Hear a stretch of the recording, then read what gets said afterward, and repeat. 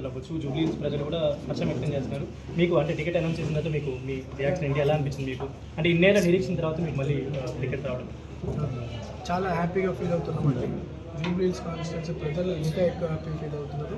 ఈరోజు ప్రజల యొక్క అభిప్రాయం స్థానిక నాయకుడికి కావాలని బలమైన అభిప్రాయాన్ని కాంగ్రెస్ పార్టీ నెరవేరుస్తున్నందుకు చాలా సంతోషంగా ఉన్నారు.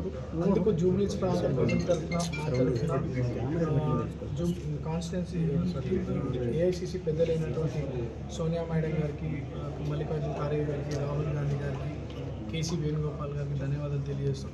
మరి మా మీద ఒక నమ్మకంతో ప్రజాసేవకి కట్టుబడి ఉన్నటువంటి మాకు యువకుల్ని ప్రోత్సహించాలనే ఉద్దేశంతో మరి మా ముఖ్యమంత్రి రేవంత్ అన్న మాకు ఈ అవకాశం కల్పిస్తున్నందుకు మా ముఖ్యమంత్రి గారికి, పిసిసి అధ్యక్షులు మహేష్ కుమార్ గౌడ్ గారికి, మళ్ళీ మీనాక్షి నటరాజన్ మేడం గారికి and Vishwanatham sir and entire cabinet ఈ ప్రాంత ప్రజల తరఫున చాలా చాలా థ్యాంక్స్ చెప్తూ అందరూ కూడా ధన్యవాదాలు తెలియజేస్తూ మళ్ళీ పార్టీ అధిష్టానం, పార్టీ పెద్దలు పెట్టుకున్నటువంటి నమ్మకాన్ని నిలబెట్టడానికి మేము నిరంతరం పబ్లిక్లో కష్టపడుతూ పార్టీని గెలిపించే ప్రయత్నం చేస్తున్నాం.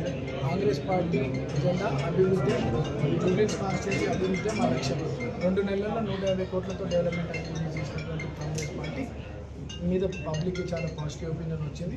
చాలా సంతోషంగా ఉన్నారు. అండ్ ఇవన్నిటికన్నా కూడా స్థానికులు అంటే ఈ రోజు కాదు, రేపటి మా భవిష్యత్తుకి మేము ఓ నాయకుడి దగ్గరికి వెళ్ళగలగాలి, నాయకుడు మాకు గౌరవించేటోడు కావాలి, మా సమస్యలు, మా బాధలు తెలుసుకునే నాయకుడు కావాలని అనుకున్నటువంటి ప్రజలు చాలా సంతోషంగా ఉన్నారు ఈరోజు.